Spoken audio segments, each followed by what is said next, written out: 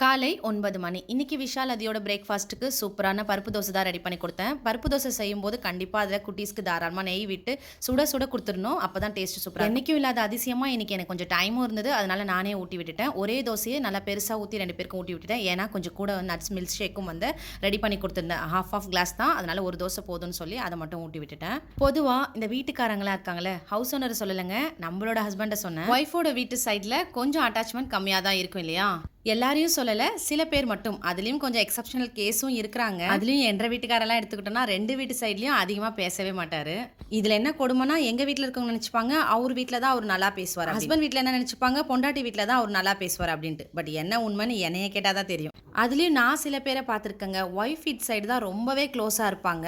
And help பண்றது, help கேட்கறது எல்லாமே அந்த சைட்ல தான் வந்து அதிகமாவே இருக்கும். அதையும் நம்ம தப்பு சொல்ல முடியாது. ஏன்னா மேரேஜ்க்கு அப்புறம் ஹஸ்பண்ட் வீட் சைட்ல இருந்து அவங்களோட இன்வால்வ்மெண்ட் ஹஸ்பண்டுக்கு கம்மியாயிருக்கலாம். இந்த சைடு அதிகமாயிருக்கலாம். இதுல உங்க வீட்டுக்காரர்களா எந்த ரகம் அப்படின்னு சொல்லி மறக்காம கமெண்ட் பண்ணுங்க. நாளைக்கு வேற ஒரு சூப்பரான vlogல பார்க்கலாம். பாய்.